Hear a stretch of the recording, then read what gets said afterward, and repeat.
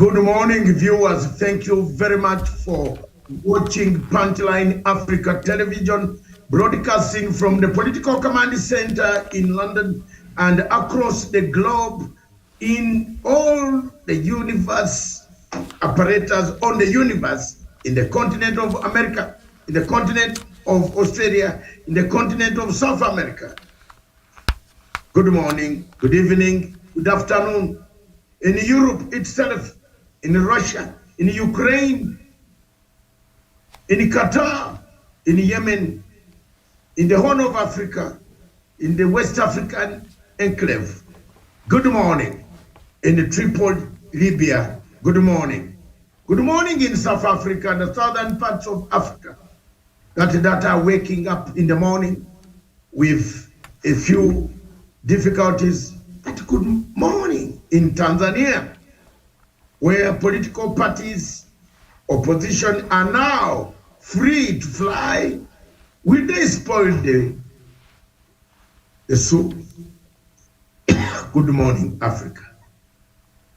Sorry. Thank you very much, viewers across the continent of Africa, for bringing us again, and thank you, God, for giving us our survival kit until this morning. I'm looking for my Punchline television cap, which we must introduce this month, this week, this year. We shall have new caps, Miriam, I'm sorry. And it seems that my cup is not here. I'm drinking from a different cup, that's why something is happening, but it's now gone down. Good morning, Africa and Africa. Good morning, Africa. Africa must work, and that's why we're here this morning. Good morning, Miriam, in Nairobi, Kenya. I understand the weather is becoming even a bit cold. The rain has come. Is it the planting season? I wonder who is a farmer from Tanzania. Is it a harvesting season?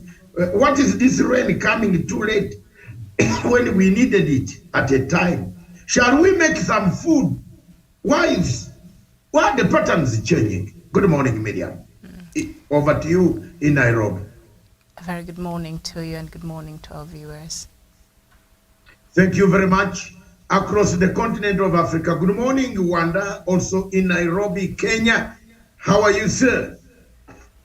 Good morning, Dr. Masanga. I'm very fine, and good morning to you, Miriam. I read your article on nationalism, and it is, yes, we lack. There is no, we don't have it. Very honest, and it touches this same subject, Miriam, this morning, that we are going to look at the African voice. Do we still have our nationalism of the founding fathers? Do we still enjoy that ambience of people being in one club, struggling for a cause? Do we struggle for a cause, or we are struggling for personal gain? What is happening? Have we become the Maguires? Have we become the Maguire? Or do we have the doctrine of necessity? Is it necessary for you to choose your son to become your successor? Therefore, what does African law say? Inheritance. How many of you can choose their friends?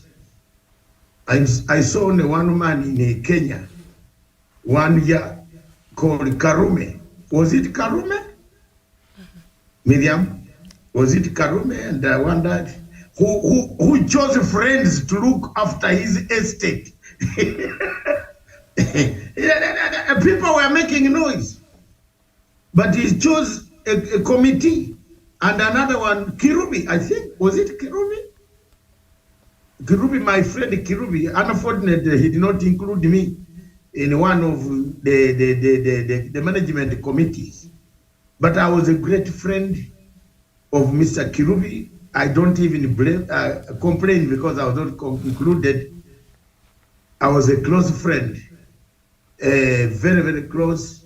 He used to pay my bills whenever he could find me in Addis Ababa, fighting for Africa, encouraging me to fight for Africa and African Union during the ICC days. Kirubi, rest well, rest permanently well, Kirubi.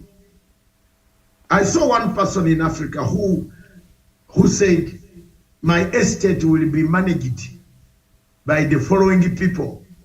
Miriam, and I wonder, how many people in Africa can do that? Would you manage your estate and hand it over wholesomely to another group of people who are not related to you? What makes you do that?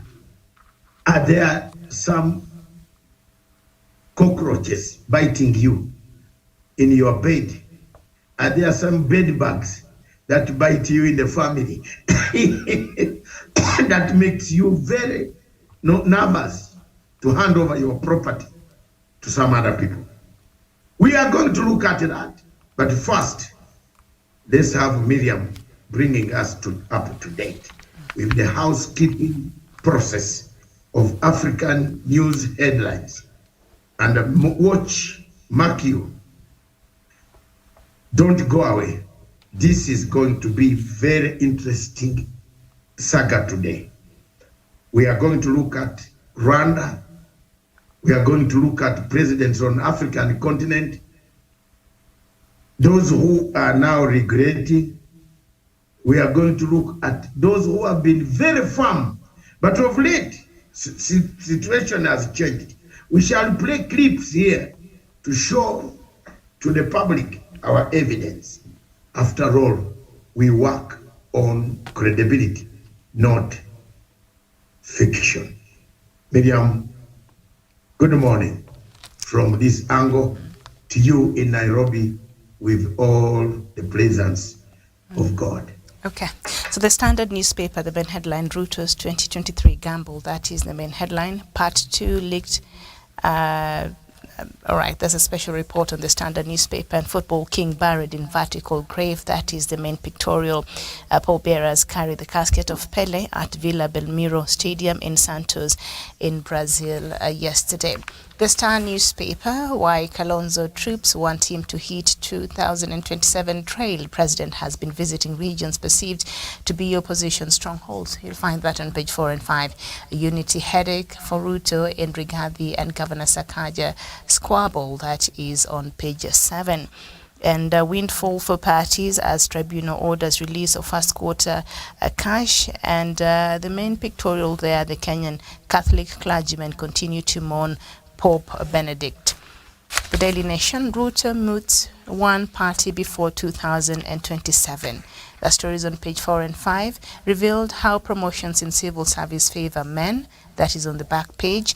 And all systems go in by-elections to replace CSAs. That you'll find on page 6. And state reveals new plans to grow maize at Galana Kulalu. And then let's look at some regional newspapers. The Daily Monitor from Uganda, Stampede, parents find more bodies. The New Vision, regional forces issue M23 ADF ultimatum. And then, those are not today's papers, sorry. The Pretoria News from South Africa, Pala Pala not on ANC agenda. That is what we have. The Sowetan also from South Africa. It was malaria. And then New Vision from Uganda. General Saleh speaks out on Lukwago links. The Citizen from Tanzania, cautious welcome for lifting of ban on opposition rallies. The Herald from Zimbabwe, rains bring relief to farmers. Newsday from Zimbabwe, workers in the US, dollars funeral policy headache. And then the Daily News, ZANU PF siblings storm ZEC, that is the Zimbabwe Electoral Commission's report. And then the Punch, PVC's 6.7 million uncollected in 17 states. INEC targets markets, that is from Nigeria, and the Nation also from Nigeria. APC, PCC, Obis backing by Obasanjo, Clark, Weekends, PDP. So that is what we have on some of the regional papers. Doc, back to you. Thank you very much, Miriam, in Nairobi, Kenya. Thank you very much across the continents of the world. We are in here for another show of very important material to be released. The Daily Mail in London says, let us not return to the face mask madness. Miriam, we talked about this under my wonder. We have this week talked about Corona coming back, COVID-19 coming back. And the people are not talking. You know, African countries wait until this thing comes to hit 2, 3, 4, 5 people. Is it the doctrine of necessity to wait until we die, or few of us start dying, that African Ministry of Health, I have not seen the Ministry of Health in Africa, none of them, from Uganda, from anywhere, from Nigeria, trying to scrutinize the planes coming from China on how to put stringent measures at the airports that people who are coming from China, either Shanghai, Hong Kong, Beijing, come in and be checked and make sure you are not bringing a new disease to the Africa that is vulnerable. But here in Britain, people are getting scared, are saying, are we returning to the masks? That is the Daily Mail. The Daily Express talks about hope at last as the train strike misery will end soon. The government seems to have struck a deal together with the workers of the trains, and trains will run normally in the United Kingdom. Of very, very important issue for everybody looking at going to Britain, taking back their children to school. Trains will run normally. Excuse me. I think King Charles yesterday came out, sorry about that. King Charles yesterday came out and listened maybe to advice of so many other people, plus our own advice, that we say, you better talk to these children, bring them together, call them. These children seem to have something they are missing as children. If you are missing something as a child, when you are a child, you tend to grab it so fast when you are grown up. So it is very important in the psychology of children for us to go back and agree. King Charles has seen the problem that is taking place among his kids, the 2 children that he has on planet Earth, all of them fighting. And yet, the situation on the ground in the United Kingdom, Miriam and Wanda, is not the best. People might come up and say, no, you have been there for a long time. We don't want this. Changes can come. But why should the royal family, fight in the press? Thank you very much. King Charles is coming out to discipline these younger men. Call them back in the palace. That's what all the British people are saying. The teacher, the mathematics teacher, the Indian mathematics teacher called Sunak, the Prime Minister of United Kingdom, is here again. He seems to have got it right. He's bringing Britain to the vision that we want. By the way, Miriam and Wanda, my dear friends, Uganda food stuff is coming to Britain tax-free. Hey! The box of matoke is gone down to 15 pounds a box. Why? Why has the Kenyan Ministry of Foreign Affairs worked out quickly to move and also get tax exemptions? This is why we are here. Punchline Africa Television does what the mainstream television stations don't do. They keep on bringing us the opera from Mexico. For us, we want to talk our problems. 2023, Africa wants to speak their problems. They want to see what can we do, Miriam, in any of these topics that Punchline Africa TV brings. We bring hope. When you talk about episode, the diaspora dispatches in the afternoon, you bring hope. When we talk about the African voice, where are we in Africa? Where are we in the international relations? Where are we in the United Nations? Where are we? We are only in conflicts. Talk about the conflicts, Miriam. We are coming to it. The Guardian says doctors condemn the Prime Minister after he denies crisis, that there is a crisis. He says there's no crisis in NHS. I have been booked for my NHS. Do you know when I last asked for my NHS check? You know, Miriam, they do what they call the healthcare system. That's what we call an NHS checkup, checklist. You go to the doctor, your GDP, not GDP, your GP. GDP is the campus. Your GP, you sit on the stretcher, wanatoa blood, wanatoa hii, wanatoa pressure, wanakuangalia macho. They ask, they check the feet, they gonga bones. How old are you, Matanga? How old are you? How do you look? When will you look? Do you need, they said, do you need these things for the ear? What are they called? I usually miss it. The one for hearing. Hearing aid. Yes, gadgets, aid, yes. You need them.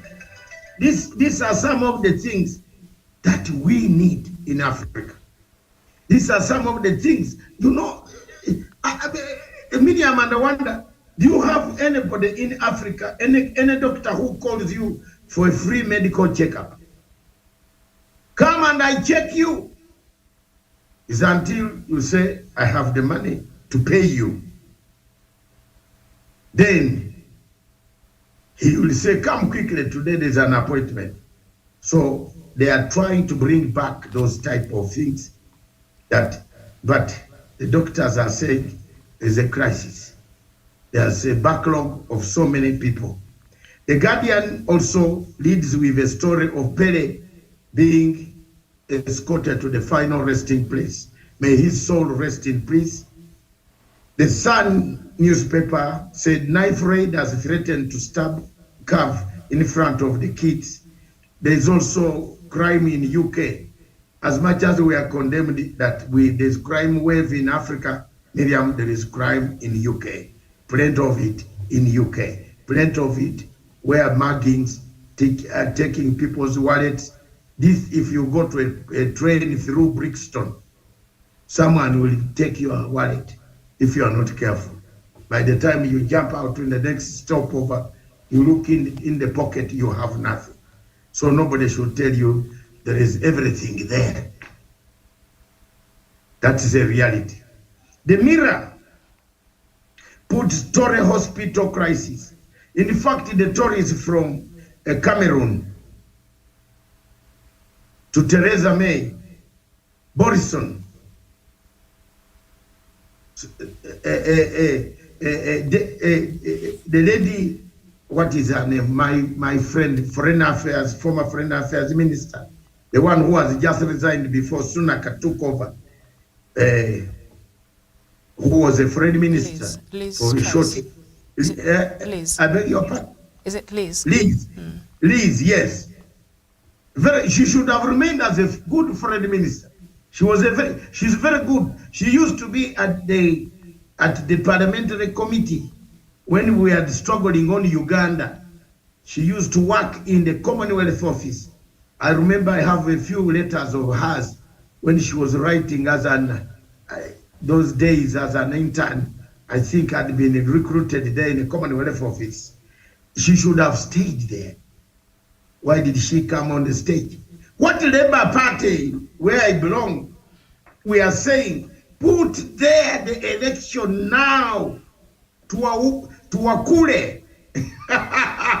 Weka election sai, Labour Party comes to power, and properly, Miriam, I will be coming to Africa with a small role to play. Don't you think that would be very good for me to come back in Africa with a small role to play? If the Labour government comes to power in Britain, Dr. Matsanga will have a small role to play. It could not be much. I will travel in the wings of the mighty.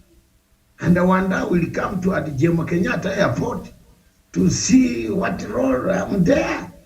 Because I will be talking African politics. That is why 2023, Africa, the voices that we have must be spoken.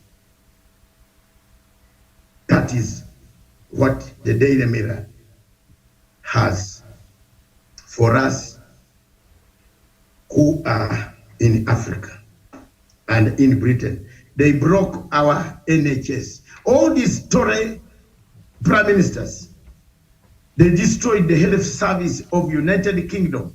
It was one of the best services ever in the whole world that they are organized. And you remember when the former President Uhuru Kenyatta brought NHS. I and Miriam, we had a show where I was saying, let's go and do benchmarking in the United States, United Kingdom. We also rushed the universal health care in Kenya. Some people wanted to take the contract. You know, one of the things that kills Africa are the Maguires. Tuko na wa Maguire wengi hapa Africa in the governments.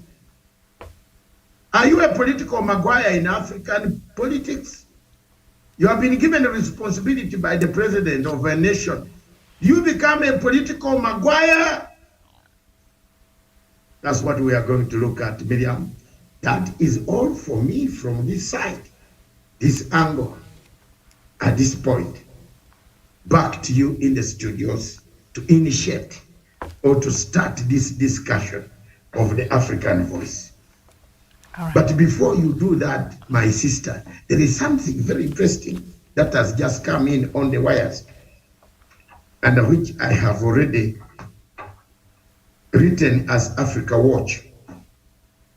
And this is serious, that we are seeing a trend of a propaganda waged against the Kenyan contingent.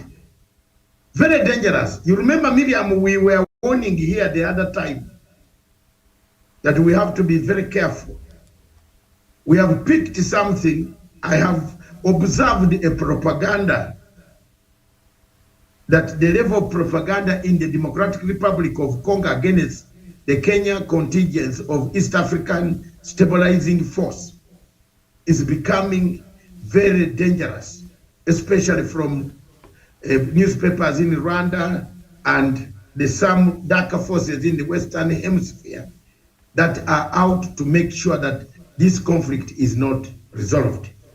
The type of propaganda, especially in North Kivu province, where regional tensions have been inflamed for long, could erode the progress of peace, making peacekeeping, enforcement of peace in the missions of the East African Stabilization Force plus DRC Congo. For peace to grow, we need sincere actors, not traitors or reactionaries. That is my comment that I have said as Dr. Matsanga. I see that problem. I see it. I don't know whether you have also observed from your own Africa, the diaspora dispatches and others, the type of propaganda that is surrounding this region of Kivu. Because after the disarmament, a process beginning on the M23 saying we are ready to cooperate, there seems to be a propaganda that is saying this is what is happening, and the level of it has gone beyond. I land my mic and hand everything to you to start us off on this African Voice, starting with explanations and whatever you have on the ground from your side. I land the mic.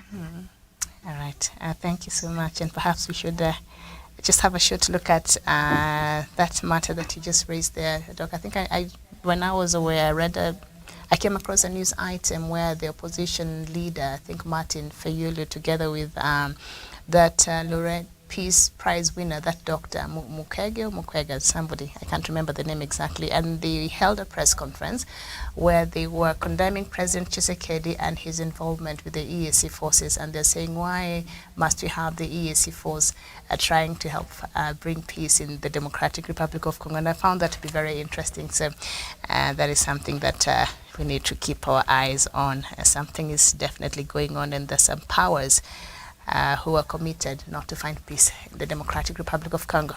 But I digress. Now the doctrine of necessity, because we're looking at is Africa heading to the doctrine of necessity, or the political Maguire. And the doctrine of necessity is the basis in which extra constitutional actions by administrative authority, which are designed to restore order or attain power on the pretext of stability, are considered to be lawful if such an action contravenes established constitution, laws, norms, or conventions. And political dynasties exist around the world. In the United States, in 2001, George W. Bush became the first modern president whose father, President George Bush, had also been elected. The sixth president in the U.S., also John Quincy, served between 1825 to 1829 and was the son of the second president still in the U.S., John Adams. And the list continues. Now, in the East and South Asia, there has been many daughters of heads of state who have been elected to the same position. And of course, in Africa, also we've seen some political dynastical tendencies ongoing, but this is not an African phenomenon. And so even as we start with this conversation, we've seen countries like Togo, Equatorial Guinea, Uganda, and Chad, as well as Gabon and others, which have been led and which look like or mirror something that will be considered political dynasty, of course, among other conversations, Docs, that we had started over favoring certain individuals or friends, as in the case of Malawian President Lazarus Chakwera. Remember the first cabinet that we criticized so much, where he had a brother and a sister and a cousin and all this. It didn't work, so he had to fire everybody last year and, had a new cabinet. So that is the basis of a conversation this morning. Yeah, thank you very much, Miriam, to bring the Chakwera's axis. In his cabinet, he made sure that even his brother, cousin, the wife, in fact, Chakwera's wife was the PA and was the secretary typing notes. And when they reached London, he explained why he had to bring the wife. He said Malawi doesn't have a lot of money to pay another secretary to come along. It doesn't go very far from Aquino and Marcos of Philippines, the Philippines. President Corazon Aquino, yeah. Yes, Aquino, yeah. You know Marcos, Aquino, you see those regimes that have brought their own people and also on board. Former Prime Minister of India, Indira Yes. Gandhi, and then the Indira Pakistan. Gandhi, Yeah. Sajai Gandhi. Benazir Bhutto also from Pakistan took over after the wife died. And my sister, the late, and Bhutto. Benazir, the husband took over, yeah, after the wife died. She took over. She actually came to lecture to us in London Guildhall University, where I was one of her favorite students. Benazir Bhutto. Yes, then Bhutto, the late, who was bombed down by Shabazz Perez. May Perez burn in hell and burn completely. burning completely in hell for killing that girl. It was terrible. He killed a very bright mind, I'm telling you. I'm telling you, Miriam, tears drop whenever I talk about that girl. She is, you couldn't believe this is a lady who had come from a family of the Butos. Whenever she comes in the class to lecture to us, I remember with her Muslim, garb, which was very well organized. Then she said, my Ugandan brother, I think you have some lessons from our African countries where that happened. I remember her so well. And this man, General Cherif, this guy must burn in hell. If there is extra fire, Muse, God, increase fire. They killed her.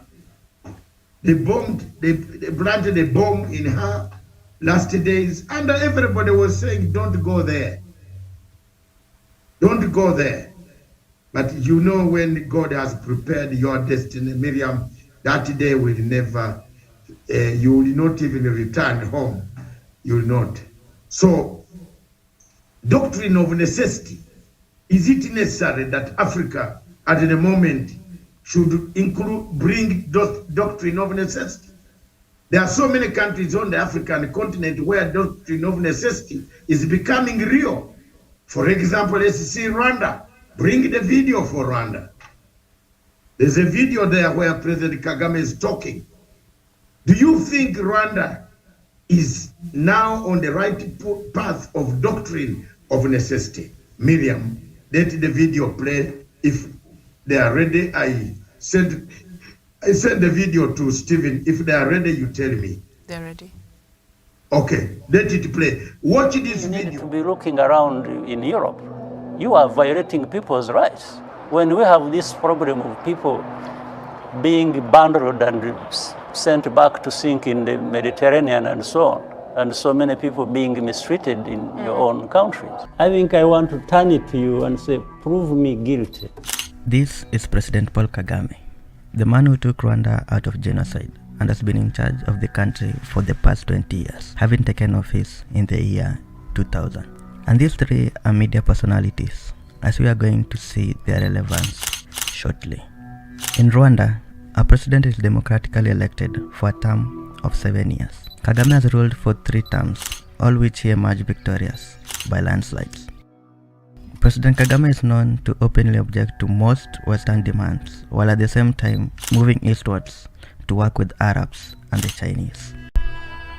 This is the point where we begin seeing hate towards black leaders and all kinds of Western calamities, as they progressively start becoming intolerant to Western demands. If anything goes against Western interests, a leader will often face incentivized media that calls for them to step down or resign, alleged accusations of human rights violations and being undemocratic. In this clip, I'll show you how exactly the Western media, and most European citizens for that matter, character assassinates such a leader. Using President Kagame as an example, this is how he dealt with them. Hi, call me Louis. This is my sport. Louis Sport. Richard Quest.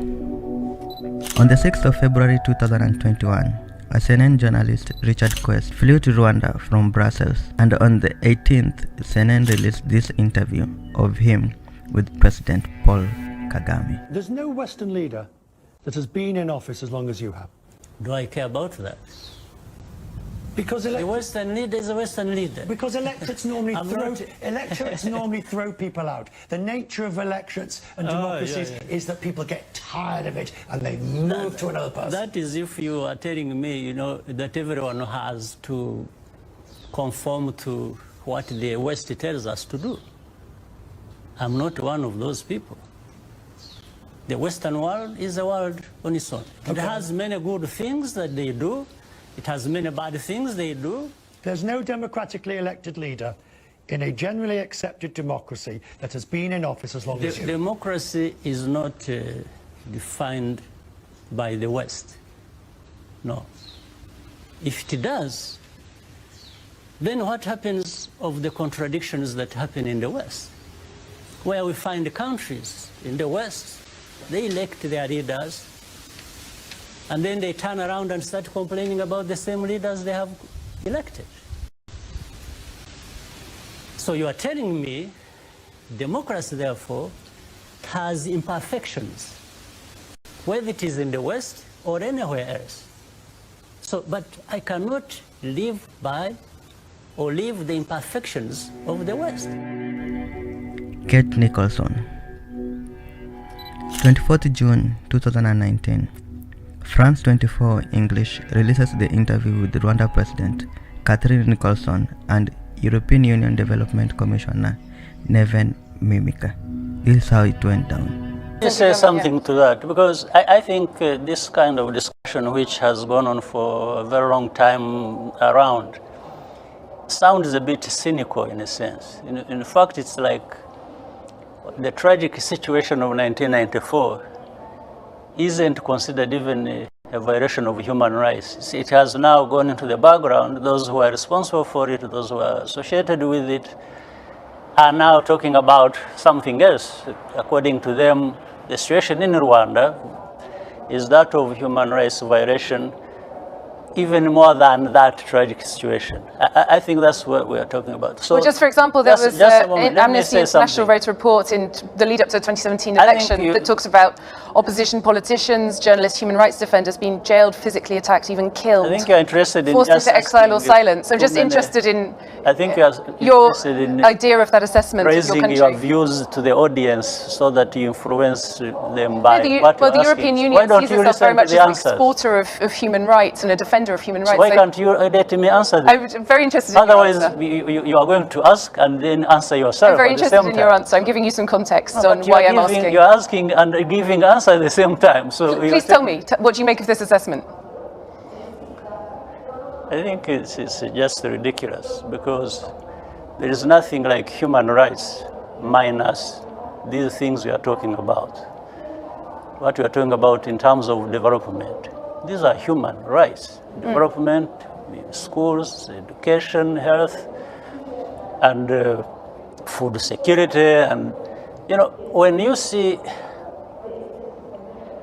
now the level of poverty has decreased almost by 60%. So these people, these human beings with improved lives and participating in that themselves to improve their own lives, gets lost in what the whole list you've been spelling out as if, you know, what is in Rwanda is really hell. In fact, forgetting the hell that we have gone through, that we stood against and sorted out when you were there just talking about more or less nonsense. Because do you reject the accusations, for example, from Amnesty International? Absolute rubbish. You reject Rwanda is completely different from what it was 25 years ago. In fact, maybe you need to be looking around in Europe. You are violating people's rights. When we have this problem of people being bundled and sent back to sink in the Mediterranean and so on, and so many people being mistreated in your own countries, why don't you talk about your human rights and stop just offloading everything? Well, this is a development conversation, so no, in the context of development. You are not the one to determine what conversation or what points to raise in any conversation. We are asking questions. This is what I'm saying. You are asking questions and you are giving yourself answers. And you really need to stop this superiority complex nonsense about human rights. You think you are the only ones who respect human rights, or others it's about violating human rights. No, we've fought for human rights and freedoms of our people much better and more than anyone, including you people who keep talking about this nonsense. Where we have taken our country from and where it is now speaks for itself. The rest of the story just comes from this complex. You know, these two worlds where there are people who know anything, everything. Thank you very much, viewers who have been watching that clip. As an African voice, Miriam, I put a question. Is His Excellency President Kagame a doctrine of necessity for Rwanda? and I land my mic. I surrender it to two of you. Okay. Do we bring whoever wants to start can start? My question is: you've seen, is he a doctrine of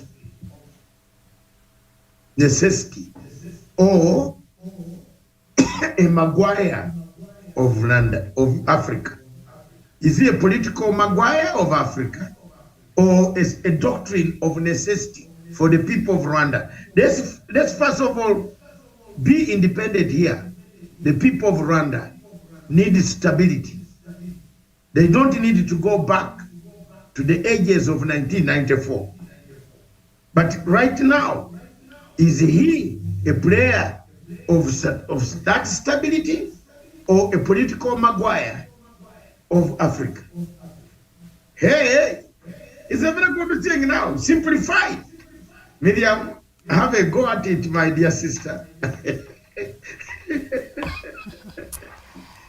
I think going by the basic definition of the doctrine of necessity, it is an extra constitutional action that is being done, or administrative authority or government like that of President Paul Kagame will do, even as much as it is not in line with the constitution, but he feels it is necessary for the better and serves the better good and the interest of the people of Rwanda, since this is what we are looking at. I think that is subjective and that is debatable, because from the atmosphere we see in Rwanda, I don't think Rwandese are even free to speak for themselves and say, do we want a continuation of President Paul Kagame, or we want something different?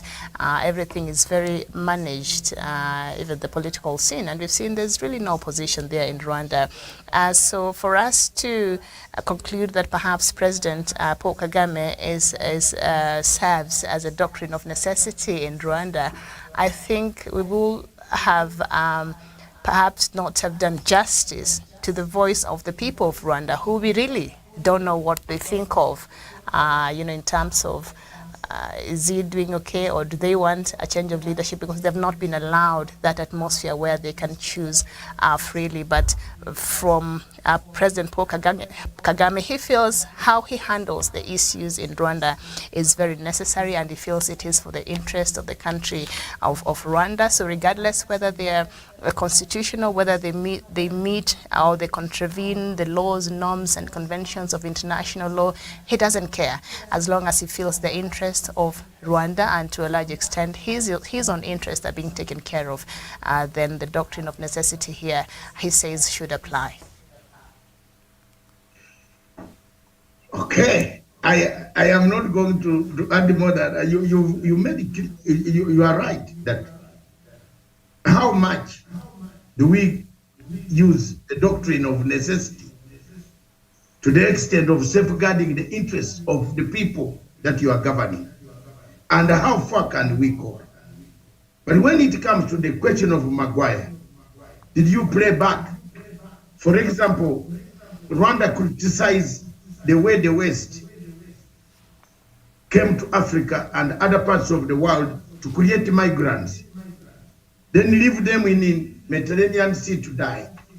But Rwanda took the migrants. No, Rwanda was paid to take the migrants. Let's not forget that. Okay. I wanted to hide that. No, he's benefiting. It's having his interest. Sorry about this. Sorry. I wanted to hide that thing of payment, but since Miriam has brought it out, let's talk about the payment to take the migrants. Now, previously on the tape you have seen, he says you come and destroy and leave migrants stranded in the seas. And then you create us and call Africans in Europe refugees, immigrants, and whatever it is. Now, as you said, he was paid to go and take in the other migrants, even given that Rwanda is a very small country with a very small population, and the densely populated, to be very honest. It is taking in on more people. It's not a sparse area like Kenya, where the northeastern part of Kenya is empty, where people should resettle and dig boreholes, create artificial seas, artificial oceans, artificial rivers. Are we not thinking about that, Mr. Wanda? Artificial river coming from northeastern Kenya. Every year we are saying gonya gonya, gonya gonya, gonya gonya, gonya maji, gonya maji. Why can't we change the narrative? And any president listening to my speech for free, pro bono, listen to Matanga 2023. I'm going to be bringing out these punches. We cry of food every day, but we can give that place. I like the president of the prime minister of Ethiopia, Miriam. He sold one piece. He sold one piece of his land to Emirates, because you Africans watching the place there, you are not utilizing it. And the people of Emirates want to grow acres and acres and acres of wheat. Bring their money and pump into that scheme, create employment for the local people, but that is a big project. Isn't it what China did to Uganda? They came and brought Chibimba Rice Scheme, which gave nationals of Uganda. If you go to Uganda, you will find Chinese Ugandans with eyes like they are Ugandans around that area, because the Chinese stayed in that country for more than 20 years. We have Ugandan Chinese. We are the only people in the world who have Ugandan Chinese. Miriam, in Kenya, I think Kenya in another few months, we shall also have, we are going to have Kenyan Chinese. Black, but with eyes different. Yeah? So in Uganda, for us, we have that group already. In fact, it might claim a clan also. So, Miriam has stated her case. She has added that both President Kagame and himself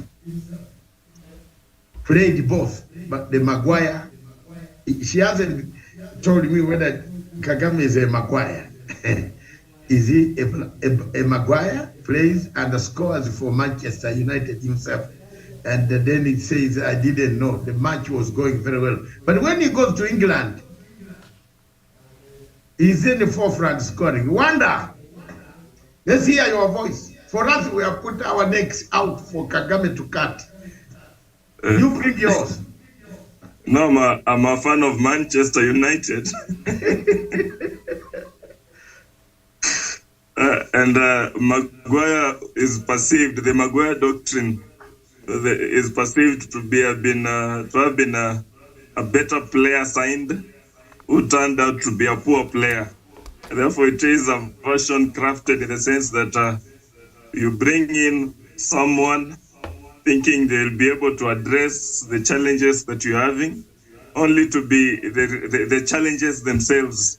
Therefore, it is like you have created a mountain of a challenge, thinking that you are finding solutions. Therefore, that is the Maguire doctrine that is currently in Africa and probably out there. When I look into these two doctrines now, the political Maguire, in this case, they perceived to be the solution and turns out to be the real problem, versus the doctrine of necessity, that we need this, and at this point now, this is what we are going to do. In this case, I will tend to side, from the clip that you have just watched and listened to, I'll tend to side by President Paul Kagame, and especially when he looks into the democracy and tells the journalist that we are not supposed to do what the West is doing or what the whites are doing. In the same, I mean, we are not pleasing them. And when he is asked, why have you ever stayed in power? And there is no leader in West that has ever stayed in power for that long. he goes ahead and say, I'm not from West. Therefore, in this case, I want to side by President Paul Kagame. That it's not, we as Africans should not at all times believe that what comes from the West is the solution. To me, according to what we have just watched, President Kagame is telling us the West is the Maguire. That if we imagine that they will sort our issues, they will solve our issues. And we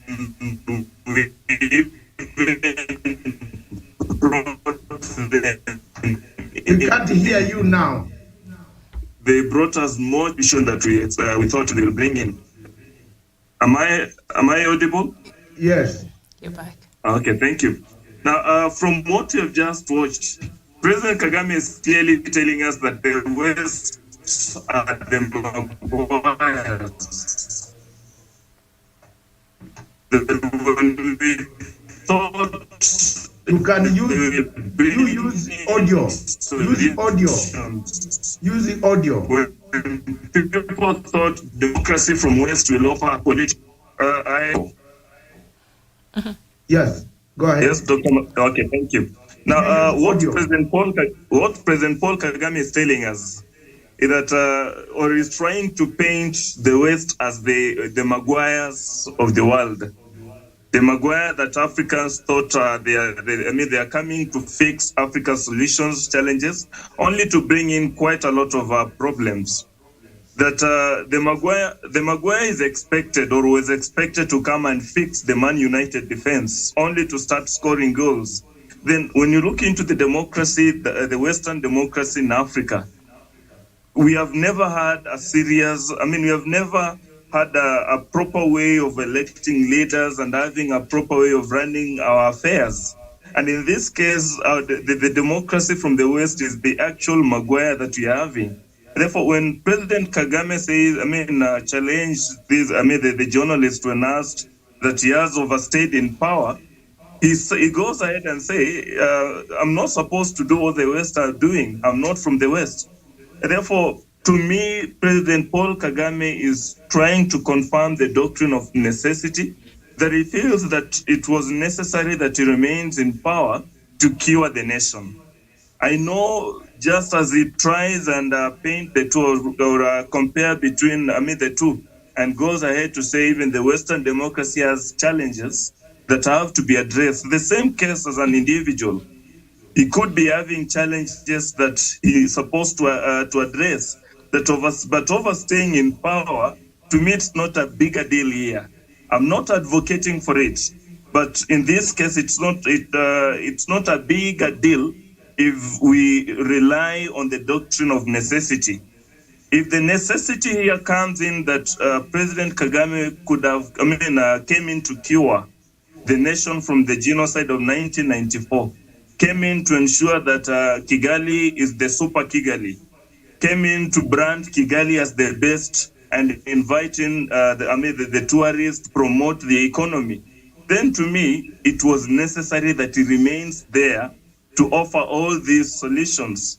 The Maguire in him now can only come in if we'll have some other quarters that are not okay with him being in power, and him being in power now affecting the opposition being locked into, put into the cells, into the prisons. Now the Maguire comes in to, he now becomes a small Maguire to me, in the sense that there are some quarters in Rwanda that are not okay with you, that feels like you have not solved the solution. The problems that they were having, you're scoring own goals insofar as the opposition is concerned. You're not taking care of them.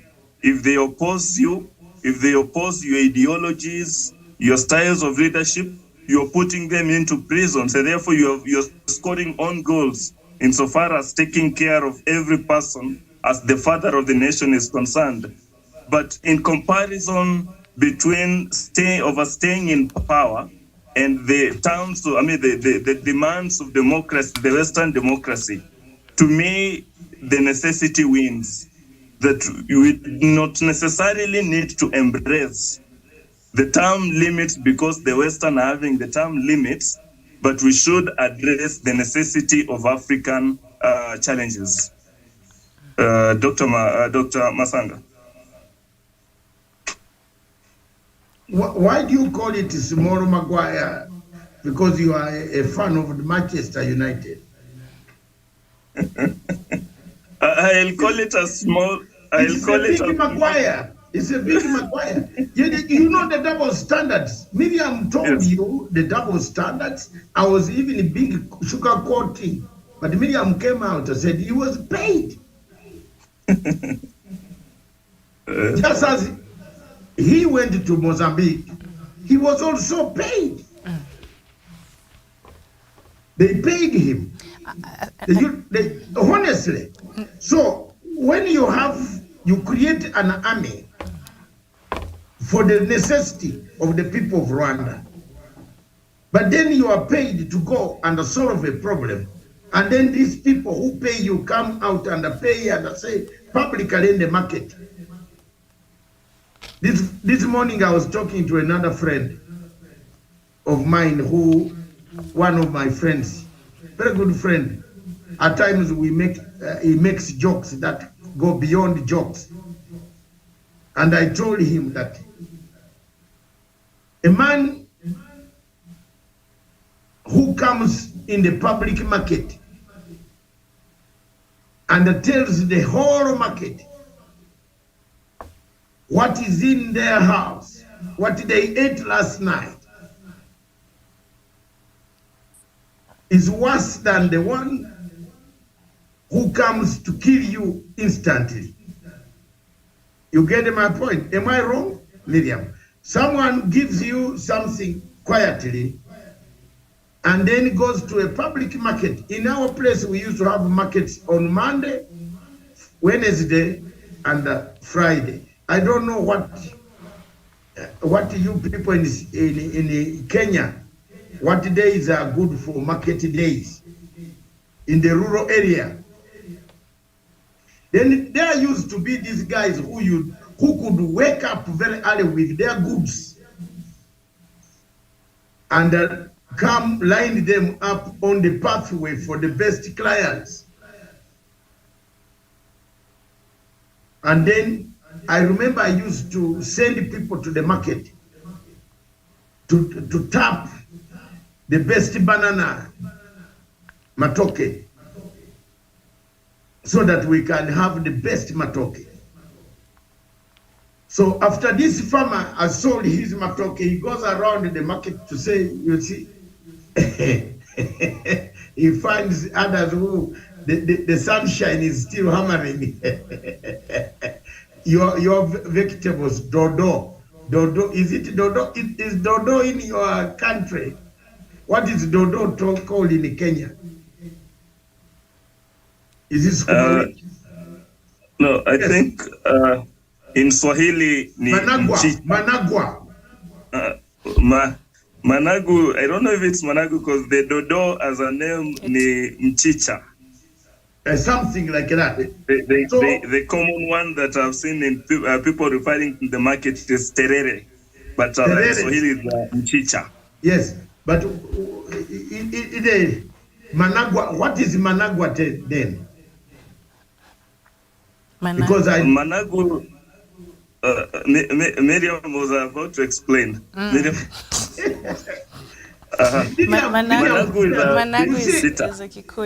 is a Kikuyu name, but it is dodo. Doc, it is dodo. The one you're saying is Managu. Yes, it is dodo, but Managu is in Kikuyu. I don't know the name for it in Kiswahili, but I know it's dodo. I know what you're saying. Yes. And you see that dodo is sunshine is finishing it, and this man says, you did not. You know my banana, the other one you saw the other day, it is gone already. And the other guy down there, the one with a rich house, is the one who bought it. You are still here. And you see your dodo is even weathering. And he goes, you know, we have some people in Rwanda, we have people in the community who look like that. You know? They come and laugh at you when you are in real pain. So I was telling a friend of mine that next time you don't laugh at a person who is in real pain. Nobody in Africa refuses the culture. Nobody is going to discriminate anybody on any basis. At least for me, who has seen what it is.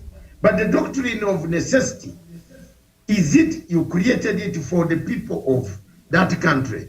Then why are you using the doctrine of necessity to enhance it or to expand it to areas where necessity is not necessary?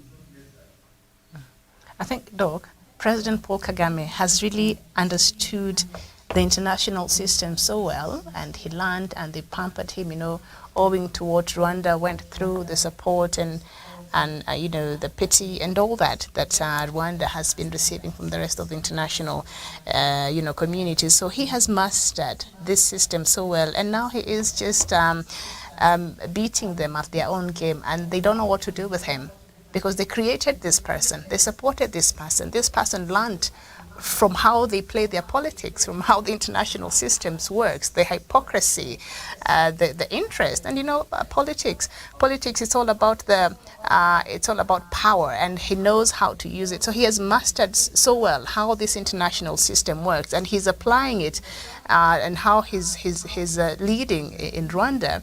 And there's nothing they can do about it, because you can't insist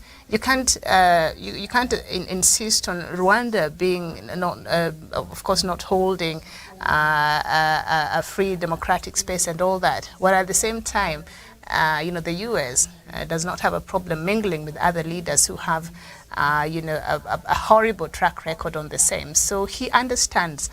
And the hypocrisy, he understands the interest, and he understands that this is all politics. And at the end of the day, politics is the struggle for power. And so whatever it takes, based on his understanding of the doctrine of necessity, what's best for Rwanda is what's best for Rwanda, and I don't care what the rest of you think. So he's beating them at their own game at this point. So he's beating them at their own game? Yeah, they taught him. Yes. I salute General Kagame. Let's move on. Next topic. The Maguire that you look at in Africa, the economic Maguire.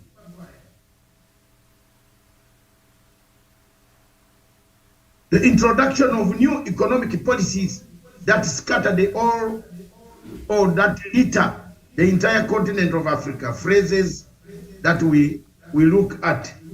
I don't know whether am I audible, Miriam? I'm looking at the economic Maguire now. An economic destiny. Is it necessary, for example, to borrow money from the IMF? Is it necessary to borrow money from the World Bank?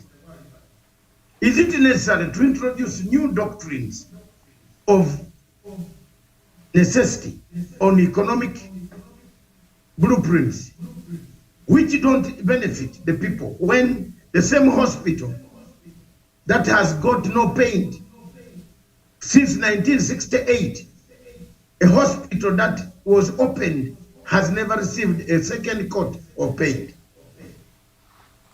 But what about the nationals, the citizens of that particular area in Africa? What do you think about yourselves? You citizens of that particular area, where a hospital with a mortuary, with a city mortuary equivalent, with a piped water, with a theater to operate, with wards, female, male, children, with look, outpatient. What do you think as citizens of Africa, where that hospital sits? Why haven't you raised the money yourselves? Come up in a club, Miriam, painted that hospital.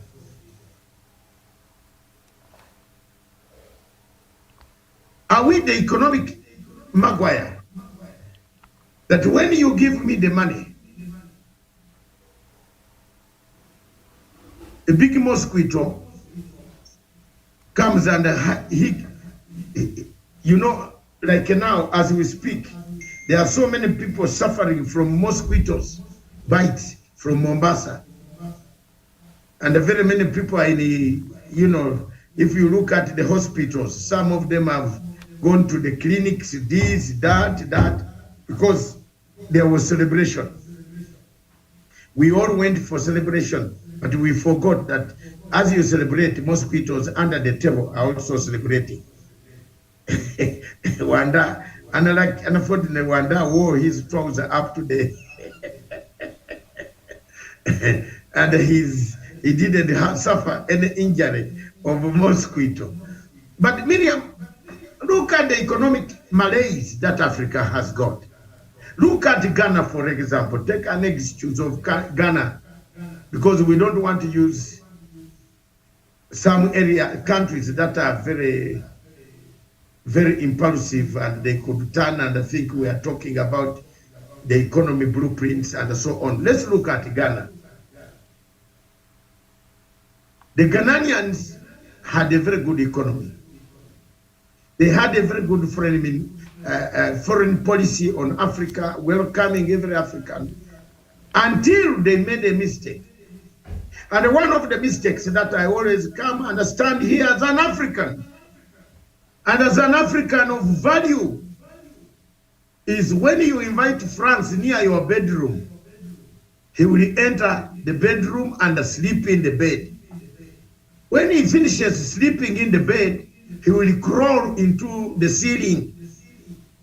And when he finishes crawling through the ceiling, Miriam, he will go through and stay on top of the roof, and you are done. Ghana invited Total Oil to come and explore oil, exploration of oil in the Atlantic Ocean, discovered oil. From that time, Ghana has never returned to its glory. Let's look at the next clip. If it is ready, Miriam.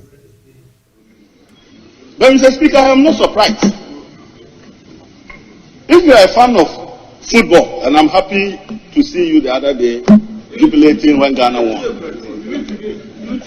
But there was a player in the United Kingdom, in England, called Maguire, who was playing for Manchester United.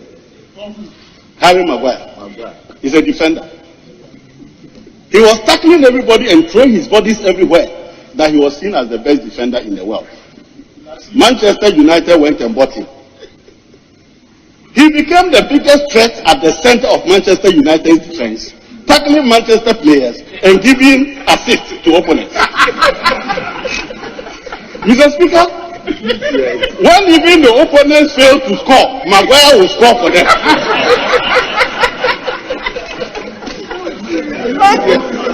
Mr. Speaker, you remember in this country we also had an economic Maguire. This economic Maguire went to Malata market and were clapping, saying that this man is the best in managing foreign currency. The same economic Maguire was roaming at Central University, delivering lectures on how to restore the value of the city. Mr. Speaker, when we gave this Maguire the opportunity to be at the center of our defense, he became the risk of our own goal. Dr. Momia, our economic Maguire, is now tackling all the fundamentals of our economy and destroying all of them. When he said that he was the best in calculating inflation, he moved that to 40.4. When he said that he was the best in managing depreciation, that was 9% at the Bahamas, he moved it to 54%. Mr. Speaker, this man was crying everywhere that businesses are collapsing because of interest rate. Today, Koku Mensa Enterprise will have to borrow about the 36% government is borrowing, somewhere around 45 to 50%. Mr. Speaker, the biggest fear now is that we may be paying appearance fee for this Maguire to now score Dangote against Ghana. All right. Thank you so much. That is a proceeding that was ongoing in a parliament session in Ghana, and I think one of the parliamentarians there is criticizing, I think, the finance minister and some of the policies or some of the decisions that he's made. that has worsened this economic situation in Ghana. If you've been following, Ghana has been going through a lot of tough times, and so he's comparing this minister to Maguire. I think Harry Maguire, that player, is it Manchester or something, who was scoring his own goal to benefit the other team. So the solutions he's putting in place are just not solving any problem, but making the problem worse. I think that is my understanding of that. But perhaps Doc and Wanda could expound more on that. So that was the basis of that conversation there, the debate in Parliament. So Doc, we bring Wanda in. Wanda, were you watching that? And what is your thought on this economic Maguire situation ongoing in Ghana? Thank you so much, Miriam.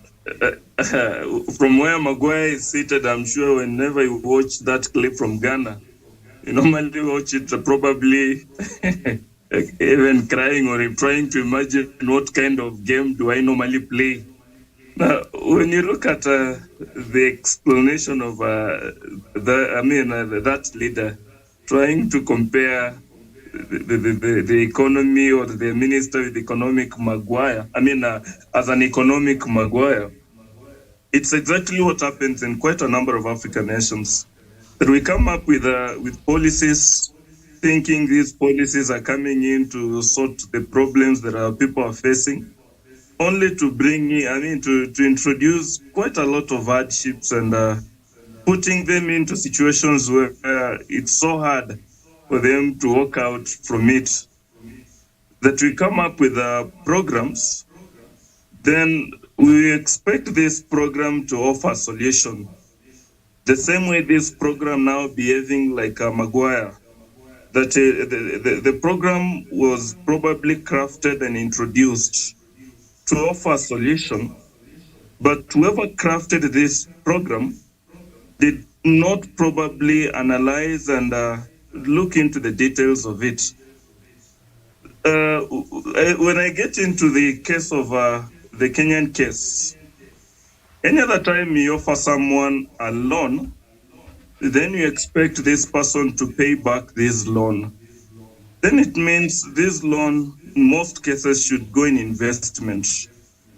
If this loan is not going in investment, then it means you're putting this person in more troubles.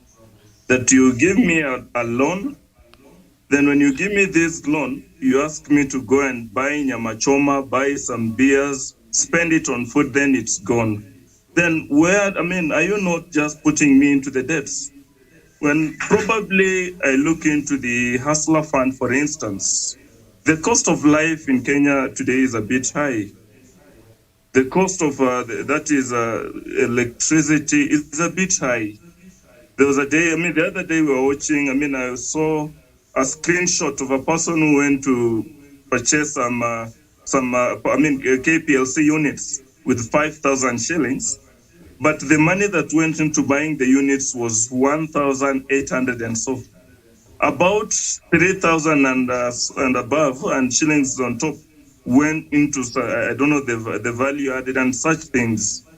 Now, this person has been given these funds, probably the Hustler Fund or any kind of a loan in this case. Then this money is going into... On this one, let's stick on the Ghanaian approach. The Ghanaian Minister of Finance is the one telling other people that your policies don't work. I know, Wanda, you are trying to cover your Maguire of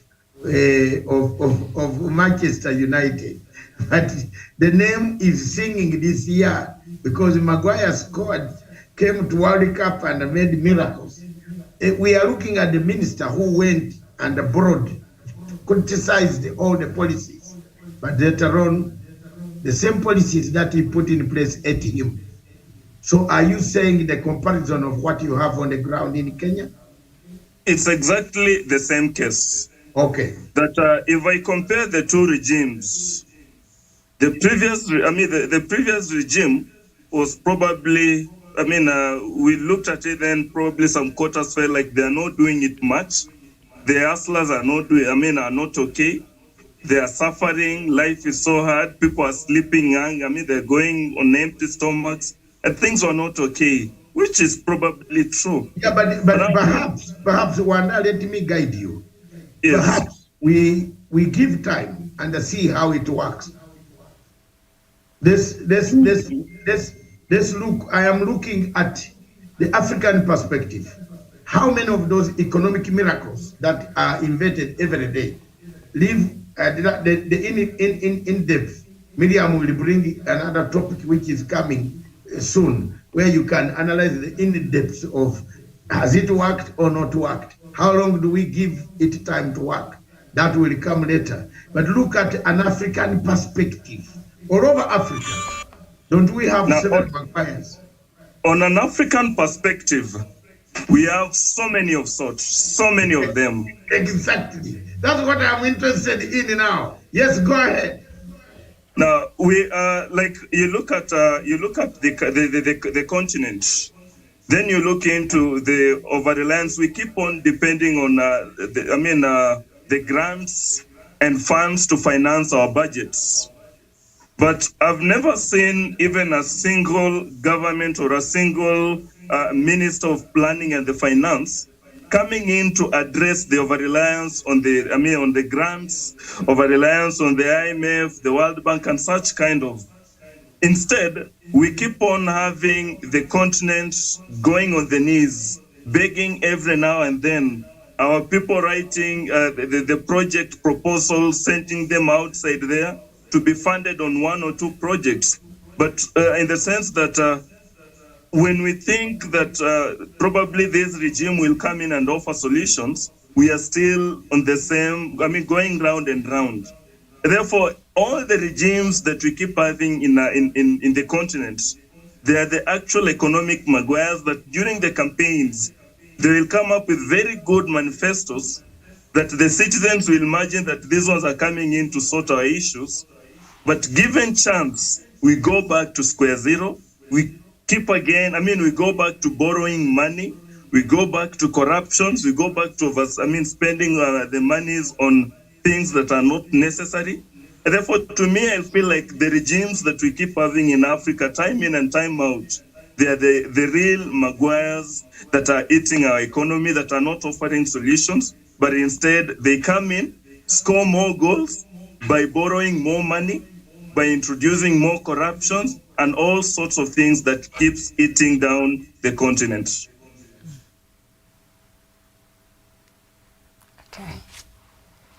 Very well. They borrow more money, but and also we have more money that goes to corruption. So they bring in, and it's taken through other means that do not benefit the people who are supposed to be benefiting, and that is the economies of the countries we have here in the continent. Doc?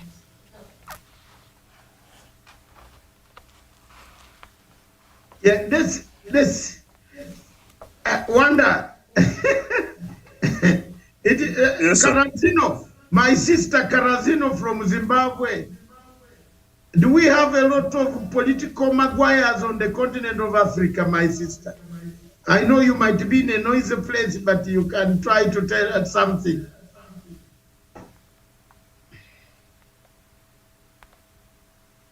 Karazino, Karatizo. Okay. She will come, she will pick the message. Miriam, Wanda, look at what we do in Africa. We lose millions and millions of shillings or dollars to other African, to other European, to other nations. Do you know that India eats okra? Do you know that okra is one of the best meals of the Indian people? How many of you on this platform eat okra? Kenyans eat Miriam, okra. I do. It's always. Do you eat okra? A lot. It's a lot of Kenyans actually eat it. Yes. So, how many people in Kenya think of growing okra? Everybody thinks of going to Mwea to get a plot to grow rice. Everything thinks of going to grow maize. Everybody says, I'm retreating to my farm to grow maize. But there is nobody who is introducing the plant called okra. Okra is the fastest selling item in the markets of United Kingdom. As we speak today, as soon as okra lands good ones, very good, it is taken. It's a medicine. And we kill it. We play with it. Some of it rots in the gardens here. We don't have good ambassadors. You see, we are making a network, a presentation here, Wanda. Yesterday, you were making very heavy point. There is a point you made there. Are we represented? Are we well represented? Who represents us? Who sells us abroad? You remember the other time we made a case on Monday? On our platform on Monday. What did we do? A very serious case. Why should Africa have 54 ambassadors who are causing a political Maguire?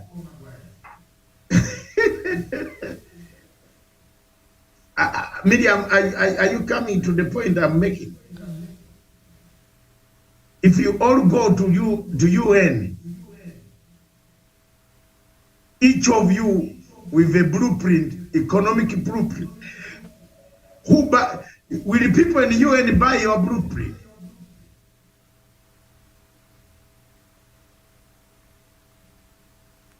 Coming, I want to grow this rice and export it to your country.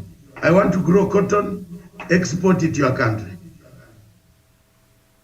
Why don't you go with one blueprint to say, what do you want to get from us? And then Poland will say, I want you to be bringing me, exporting to me 1 million tons of okra in a year. Are we not home and dry? That is what we are looking at. Look at the Zimbabwe situation. The economic situation in Zimbabwe has been very difficult, and ups and downs, no currency, but they have struggled. They have been resilient. They have all the time been resilient, well-organized people. But time has come when they have to put a limit to the exports that go to benefit others. Why should somebody in Zimbabwe export flowers and then bank the money in Holland instead of coming back with rice, or instead of coming back with box of matches, or instead of bringing back sugar, or instead of bringing back salt, or instead of bringing back medicine, pharmaceuticals that are needed for hospitals? What is that called? In economics, if you want to change an economy that has been hit so hard, like the economy of Rwanda, of Zimbabwe, you need what we call, can I say it here? It is called holistic approach strategy. Get it, Wanda and Miriam, write it down. Holistic approach strategy. HAS. If you don't have it, go home. It's a command structure. You take our flowers, don't come back with foreign currency and hard currency. Before we give you a new license to export the flowers, before the flowers leave Jomo Kenyatta International Airport. We don't want you to tell us you have brought foreign currency. We want you to tell us you have brought pharmaceuticals that are needed for the hospitals in the Republic of Kenya. Miriam, would we be having Catherine Kafsavuli looking for medicine? Isn't it a shame? Answer me. Answer me. You are people. Wanda is a historian. Miriam is a media guru. There you are. Karazino is a lady of the highest integrity in Zimbabwe. She's a Zimbabwean herself. Answer me. All of you. Would we be having people calling for fundraising for medicine? Yet the medicine would be available in Kenyatta Hospital. Because you have brought back the foreign currency, which goes to a private company. It doesn't go to the government.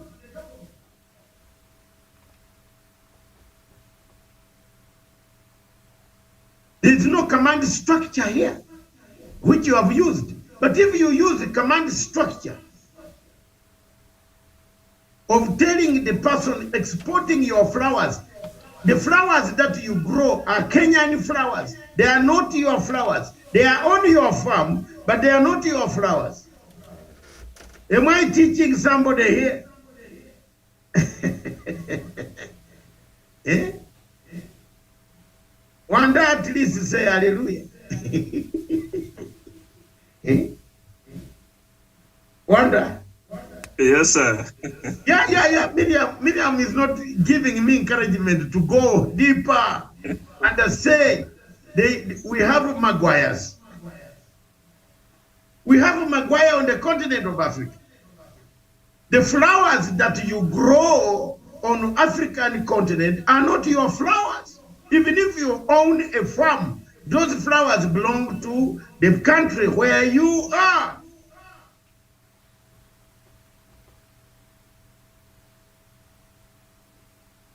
Because you are not selling the flowers as Miriam flowers. The flowers don't reach Heathrow Airport as Miriam flowers. The flowers reach Heathrow Airport as Zimbabwean flowers, Kenyan flowers. So why should you be allowed to bank money in your personal account? Okay, if you want to bank the money in your personal account, why don't you return to the people of Kenya pharmaceuticals, medicines, equipment that is needed? If any of you presidents are watching me on the African continent, especially President Emerson Mnangagwa, my friend, I know you are on leave, but if you get this clip, try this method of Matanga. Your economy will bounce back. In 1990, in 1980, when we took over government from Idi Amin, Miriam, the Maguire, we had the Maguires. We had the doctrine of necessity to protect a state that has just fallen from the jaws of an animal.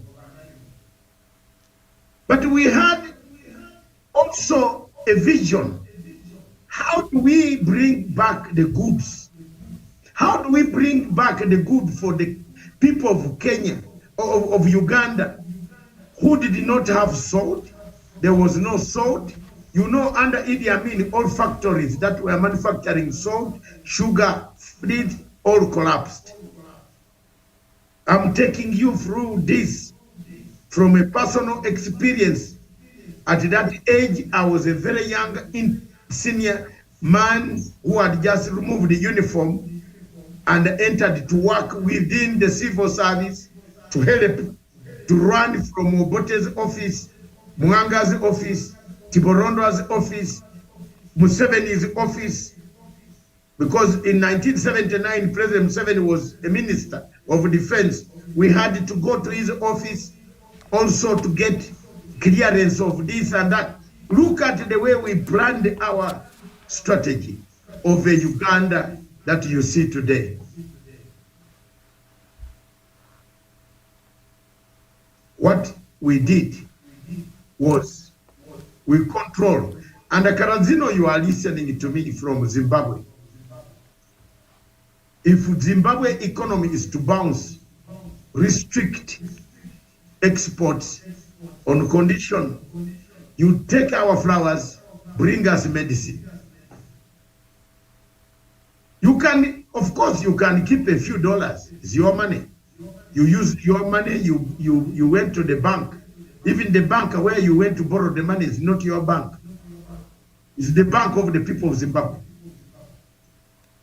Whether anybody who belongs to Zimbabwe is a Zimbabwean, has a say in your bank. If it collapses, it affects. Even if you have not banked in that bank, Miriam, imagine you have not banked in one of the banks and it collapses. And how many people will come on your door knocking in the morning for salt? Are you not a Kenyan? They are Kenyans. Therefore, for any African country, 2023, if you want to rebalance your economy, the prices to go down, allow the exporters of these commodities that are born, bred, grown in our state, that when you take this, don't bank the money in Europe. When you are banking the money in Switzerland, you are not enriching Rwanda. You are enriching a Swiss man. But when you bring medicine, when you bring spare parts, when you bring pharmaceuticals, when you bring oxygen cylinders, when you bring masks, we are now waiting until another COVID strikes. Then you will see tenders on the newspapers of Africa advertising for masks, even going to the extent that China has no masks. You find somebody in a restaurant telling you, I ordered for 500,000 masks. I'm returning to China to see whether they have manufactured them. Why don't you manufacture yours? I'm coming down now. Let me see at the time. Are we shooting over time, Miriam? Hello, Dr. Matanga. Yes, Karazin. Hello, Miriam. Sorry, I'm in a place where it's noisy, so I'm just going to say one or two things. I was just listening to you about when you were talking about how Africans have no confidence in their own banks, and Zimbabwe has been struggling with that since the hyperinflation era. So far, currency has much improved, but the confidence among the people is still very weak because everyone is inside Zimbabwe looking outside where they put their money. It is the biggest challenge. Our Minister of Finance has been here, there, everywhere, trying to get Zimbabweans to invest capital into Zimbabwe, but the confidence is still low, so they have to do extra work, get people to become confident, to put their money and invest their capital in Zimbabwe. Thank you very much, Karazino. I told you, Miriam, you hear that? Look at that story. Nobody wants to invest in their own banks. Nobody. We are even going outside to build banks, but we can't invest in our own banks, in our own countries. You find a country like Uganda wants to open up a commercial bank in London. Excuse me.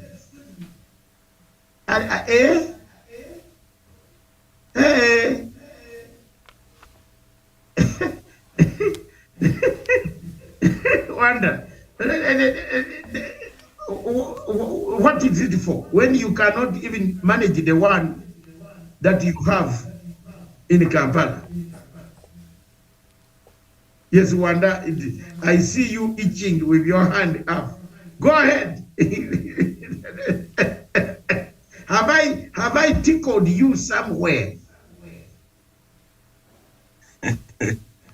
You have. Huh? And the Karazino has come to confirm that in Zimbabwe, they have struggled with investing, carrying people, telling people, please, invest in your own banks. But you will find a Zimbabwean with 2 banks in Malaysia, in Singapore, 2 banks in London, 2 banks in Greenland, even where you take 4 days to arrive. There's another country called what? What is that country? Iceland. Where you take 6 days to arrive by plane. If you started on Christmas Day, you'll be landing today. That you have, and you sit with this academic man in a plane. Oh, you ask him, what do you do? Oh, you see, I own a bank in this Iceland. Even you wish that they had not put you on the same seat. Then anakuja anakuambia mambo. He tells you, sorry, Kadazina, I'm talking Swahili. He tells you lots of story. He opens his laptop. Miriam, have you ever traveled? You have traveled with people of that nature. And I open computer yake anaanza kucalculate on in the business class anakuonesha bank is working. Africa. Where is the Africa story here? I am the African voice. We are the African voice. And we are fed up with the Maguires. Take the microphone, one. Africa does not see. Hello? Yes, go ahead. Africa does not see Africa. We do not see each other in our own. We don't see our countries. We don't see each other as other African countries. It's very frustrating. Everyone in Africa is sitting in Africa looking out the window for the West, everywhere else, or East, or anything like that. Right now, at this particular moment, we can't even say that Zimbabwe can see that there's Zambia, there's Uganda, there's all these other countries that they can invest in and all this kind of thing, investing in each other and uplifting each other. Every time they're sitting in, looking out. Thank you very much, Karazino. Thank you. You tried today, my sister. Thank you very much for that. I know you are in a noisy place, but you have struggled, and with the type of bundles that are so scarce in your country. Thank you very much for all the time being there for us, and being there particularly for me, Dr. Matanga. You have been an inspiration on Twitter, in my shows. You have shown the credibility, the steadfastness that you have shown, and that is very good. In Zimbabwe, in Africa, we don't see each other as Africans. We see each other through the windows. Wanda, go ahead. In fact,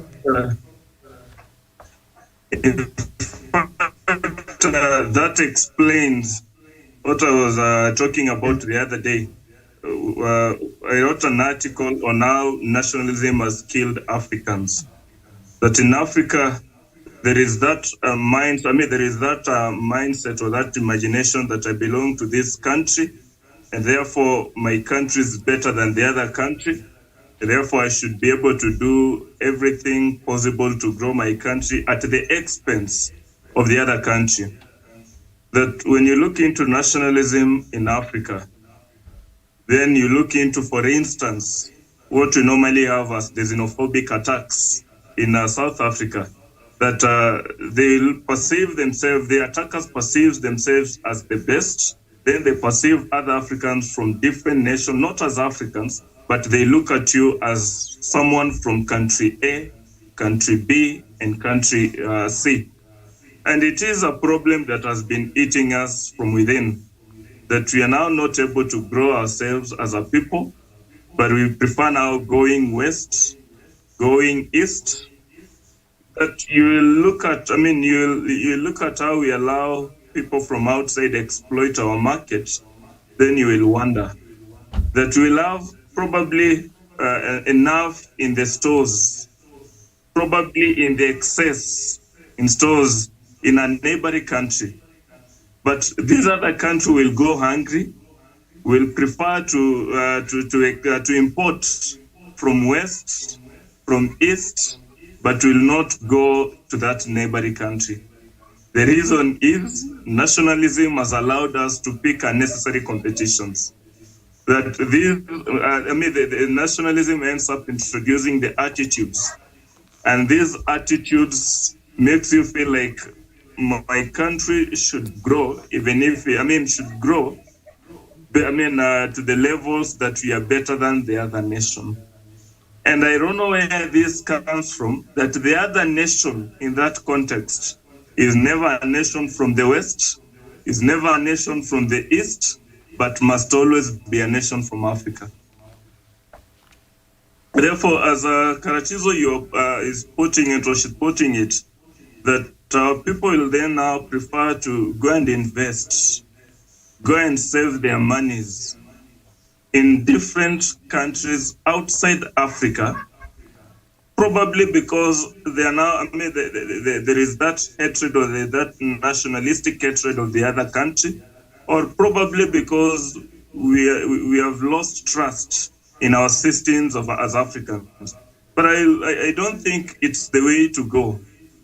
That if the political leadership is not able, based on their inability to offer economic solutions, then we have economic experts. Then we have Pan-Africanists. Then let us embrace experts. Let us embrace Pan-Africanists that will teach ourselves, or that will teach each other that we are Africans. And in this case, let us embrace each other, but let us not push away each other by going west, by going east. That your home remains your home, and there is no outsider that will come in to build your home. If you have a child who is in drugs, will still remain your child. This child will never be your neighbor's child. Even if you decide and praise your neighbor's child, go dine with your neighbor's child, your child remains your child. It is not unless you're now able and ready to sit down, face your challenges, try offer solutions to them. If that's not the case, then the challenges will always be there. And someone somewhere said, east or west, home will always be your home. Dr. Masanga. I want to agree with Wanda on the issue of competition. We so much as Africans want to esteem competition over anything else. It's worst of all over unity of purpose. Zimbabwe has diamonds. Botswana has diamonds. We are all looking for the same market. Instead of us coming together and deciding that when we go to these markets, let's go like this and decide on prices and how to trade and all these things, it will be better value to us to do it together. When you take our products outside, us going individually, one to different places and competing for prices, because they'll make us bid against each other, and that way we are the ones who usually lose out. So unity of purpose in Africa, if that thing is not sorted at the highest level, even at AU or wherever, we always have this problem of this competition. We are extending competition over unity of purpose when we go out into the world trade market. Thank you very much. Thank you very much, Karatizo Ra, my sister. I don't know what to say. You come in with a flavor of analysis that I always enjoy. And that is why I will never miss you at all anywhere on the platform of Twitter. Wanda made a point, we are competing amongst ourselves. We compete to look at each other, Miriam, as competitors rather than as nations of national unity. And that poses a question. Why should Africa have 54 members, 54 ambassadors representing them in the UN, seated in New York, drawing a salary, each of these ambassadors in UN. And then on top of that, add Africa's AU ambassador, who was formerly the Zimbabwean lady called Karatino. The lady is called she's my friend. Her name goes on the outspoken. Dr. Arikana. Dr. Harikana, my friend. You see, we have Harikana as a representative of AU. Then we have 54 AU ambassadors, including Kenya having an ambassador in the UN, Kenya having an ambassador next few miles in Washington, D.C. Where do we get this money to pay all these people? Uganda having an ambassador in the UN. Then Uganda having an ambassador in Washington, D.C. Where do we get this money? Are we thinking?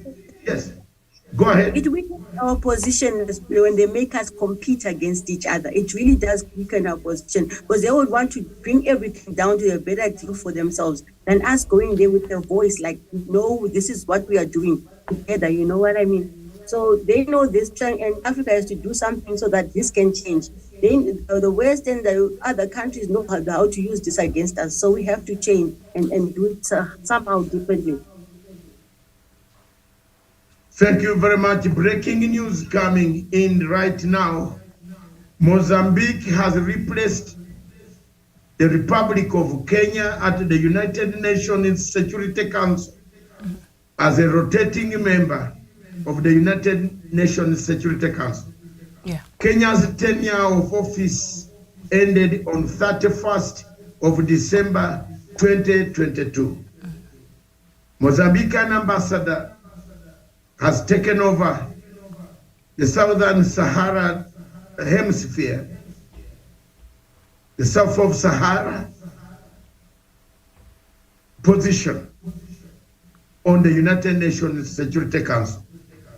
The following members, therefore, who are new members from Africa or who are replacing are namely Japan, Ecuador, Malta, Switzerland. They replace India, Ireland, Kenya, Mexico, and Norway. This takes place immediately. That is the Africa Watch. That is from Dr. Matsanga and Punchline and the Radio Punchline Africa. Latest news that has just arrived. Mozambique replaces Kenya. Yes, Karatino. Yes, and yet we still don't even have a permanent seat on their club. There you are, Miriam. What a contradiction. Yet we are now just being a small thing. Small. We have just been given a dose, and yet we don't have even a say. You are saying of a seat. We don't have even a say. We have very simple say. We don't have anything else. We cannot even sway. Can you stop Russia from attacking Ukraine? Do you have a veto?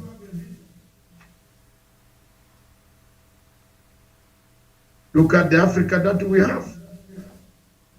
That's the Africa that we have. Ladies and gentlemen, good things come to an end. Miriam, we have stretched our time. We don't want to stretch our time for you not to prepare for your next show. We started late, we compensated. I want to thank you so much.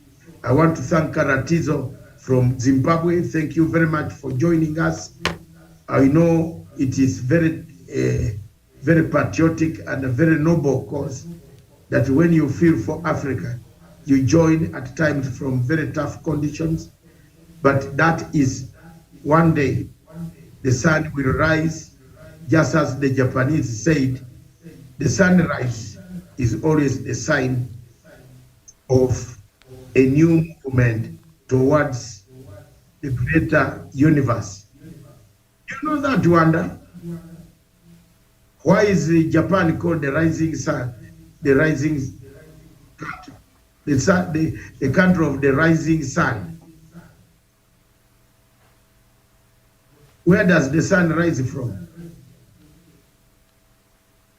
You are just using the head. The sun rises from the east and goes to deliver in the west. By the way, before we go quickly, and don't Google, all of you, answer me quickly. From Miriam Karatino, and as we close this session, are we in the, today, 4th of January 2023, are we in tropical Cancer or tropical Capricorn? Please look up. Miriam, are we, Karazino? I know for you, I can't supervise you. Are we in tropical Cancer or Capricorn?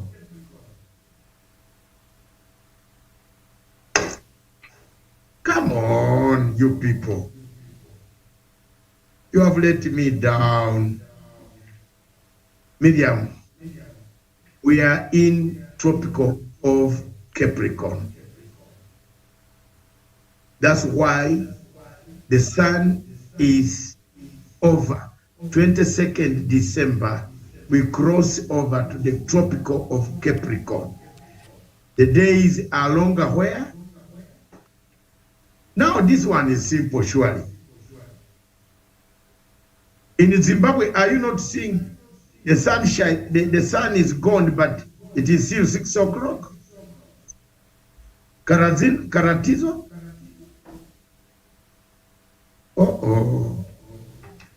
Around this time, our days are so much longer. Exactly. Around the Cancer, that's when the days are short and the nights are very, very long.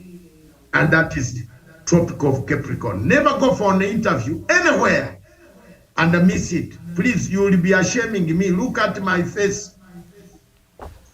You people who are still applying for jobs, all of you across the world, we are in the tropical of Capricorn. The sun crossed over Capricorn on 22nd of December, and we shall move on until when? Now I'm coming technical here. Let me leave it. And Miriam, back to you in Nairobi. Can you close this subject? Wanda, your final thought before Miriam closes because I've entered an area which was not on the program. Thank you very much. Wanda, your parting shot. These are my parting shots. Although the other one on Capricorn, we are in history. Any historian, when geography comes in, we tend to... Now, my parting shots in this. Oh, but by the way you do the parting shot, we would like to thank Tanzania. Miriam, take that opportunity and talk about it, please. We would like to thank Tanzania, President Madam Samia Suluhu, for today, for yesterday, opening up political opposition, for them to do their campaigns, for them to run their parties, for them to sensitize their people. Are we moving a step further as far as democracy is concerned in Tanzania? Yes or no, Wanda? Yes, we are. And I wish we talked more about Tanzania, but for the sake of time, I'll only answer it that yes, as a country, Tanzania is moving in the right direction. We shall put it tomorrow on the bold step. Thank you. So prepare your notes, Karatino, for bold step. We are looking at Tanzania tomorrow. Nyerere's dream comes true, that competition is the best way of beating ambition against ambition. We get a democracy. Do Africans understand what a democracy and elections are? No. Wanda, parting short, 1 minute. My parting shots. Africa has quite a number of challenges. Africa has quite a number of challenges, but Africans have, for so many years, imagined that politics offers solutions to our social lives, to our economies, to the extent that the politics and the previous politics that introduced the political boundaries. We, the Africans, have ended up now embracing those boundaries to the extent that we imagine that every solution is from outside outside the continent, that the boundaries have created hostility amongst ourselves. To me, this is not finding solutions to our problems. That let us as a people look at those boundaries, then just use them for the purposes of governance, for the purposes of being able to live in peace within our own confines or within our own countries. But let us exploit the populations that we are having. Let us be able to offer solutions to the challenges that we are having. If I'm told we are taking our children to schools, we have equally gone to schools, then that education only makes sense if we are able to use it to offer solutions to the challenges that we are having. If a solution comes from a neighboring country, so be it. It is coming in to offer a solution to a problem that we are facing as a people, as a country. If it comes from your own country going to the other nation, or it comes from you going to the other nation, then be at peace, happily walk out and go and help that neighboring nation. That let us as a people be ready to offer solutions to the challenges that are facing us, and in so doing, you'll be able to grow as a people. This case of having so many ambassadors, to me, it is not a surprise. It is the other guy who is smarter in the market. That if you introduce so many supplies in the many supplies in the market, then the demand will, the demand supply curve will always go well with whoever, with the consumer. That if we have so many suppliers in the market supplying similar products, believe me, the price factor in the demand supply curve will always favor the consumer. In this case, the consumer is the one that is not ready to see a united Africa, that is not ready to see Africa presenting few persons that are brand ambassadors of Africa that will bargain for Africa. Therefore, let us as Africa wake up, get to actualize or get to implement what we are learning in schools. It's so easy that we learn these things, but we don't want to implement them. Dr. Masanga. Thank you very much.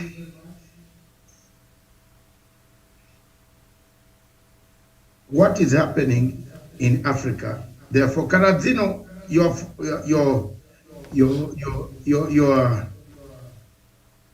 parting shot. Your parting shot, ma'am. I'm just going to say it in one statement. We should look in. Africa should learn to look in and not always look out. African solutions for Africans. That's my parting shot. Thank you very much. Always on spot, always on point. Thank you very much. See you again tomorrow at the same time. But don't forget there is a 3 p.m. which is the Diaspora Dispatches, where you can join Miriam Okutu with her magic on the Diaspora Dispatches. What is in the diaspora? For us, this morning, oh my God, this afternoon. Thank you very much. God bless you. Back to you in the studios in Nairobi to dismiss us, Miriam, and tell us kwaheri. All right, thank you. Thank you, Karatizo, for joining, and of course, Doctor, and thank you so much for watching. I'll see you later. Bye-bye.